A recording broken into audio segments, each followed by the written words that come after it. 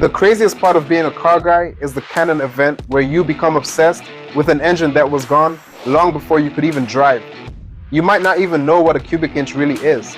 You might not have a license. Wait a minute. But for some reason, you hear the words 454 big block and something in your brain just clicks. It's the undisputed king, right? The story we all know is that it was a victim of the 1973 oil crisis. Simple. But what if I told you that's not the whole story? What if the official story is just a little too convenient? The story that car guys have been telling for decades is a lot darker. This isn't just about gas prices, it's about ambition, backroom deals, and a conspiracy to kill the greatest engine GM ever built. Okay, to get why there's even a conspiracy theory, you gotta understand the legend. The year is 1970. Chevrolet unleashes an absolute monster.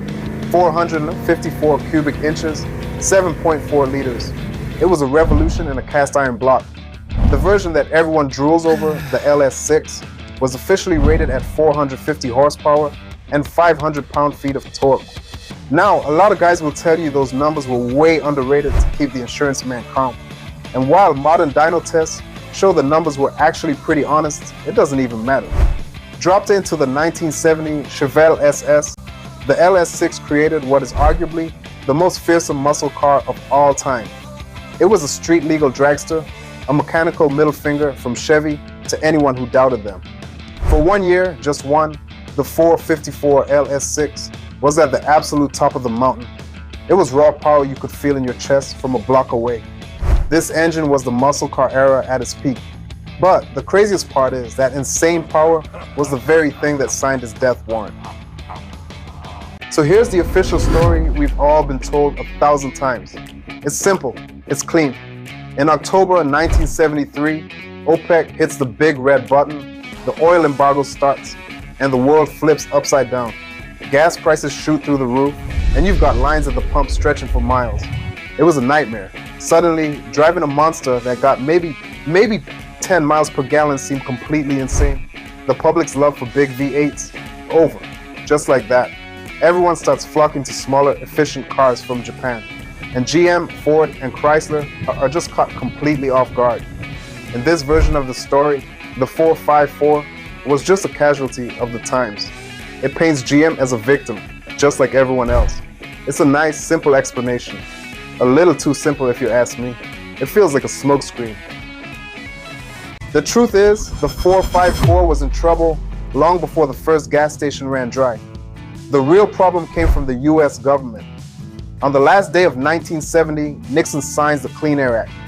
This creates the EPA and gives them the power to regulate emissions. And their first target was a big one, a 90% reduction in emissions by 1975.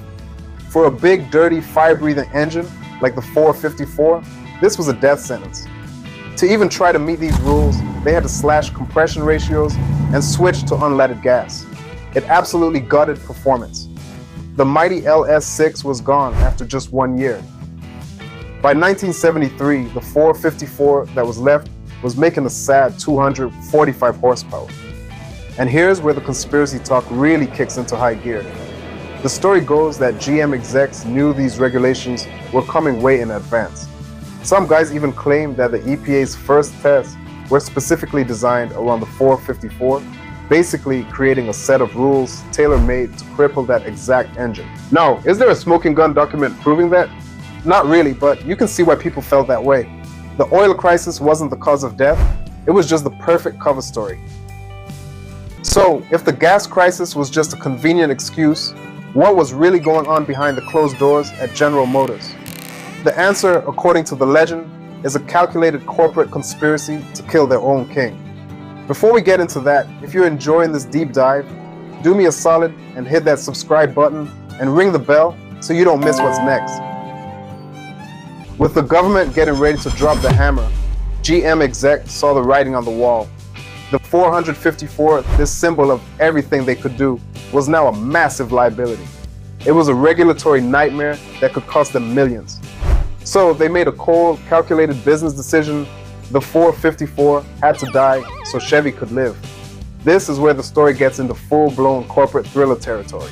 We're talking about rumored internal memos, and a secret plan to phase out the engine while making it look like the market just moved on. What a fuck? They supposedly started by artificially limiting how many 454s they built, creating a fake shortage.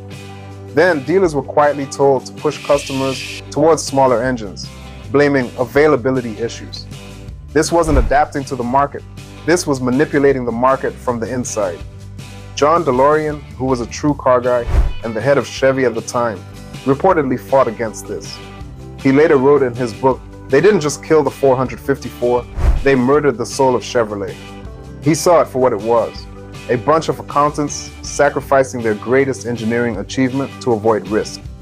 The 454 wasn't killed by the market, it was sacrificed by its own creators. While GM's own execs might have signed the death warrant, they had help. The first accomplice, the insurance industry. By the early 70s, they were bleeding money on muscle cars. Accident rates were out of control. So they drew a line. Premiums for cars with engines over 400 cubic inches went through the roof. I mean, it became so expensive that the average 20-year-old couldn't even dream of affording the insurance on an LS6 Chevelle, let alone the car itself. Then you had the media. High-profile accidents involving powerful cars created a PR firestorm. The media jumped all over it, painting these cars as uncontrollable death machines. Suddenly, the 454 wasn't a symbol of performance anymore. It was a symbol of danger. GM, already terrified of regulators, was now facing a public relations disaster. The engine had become a liability from every single angle.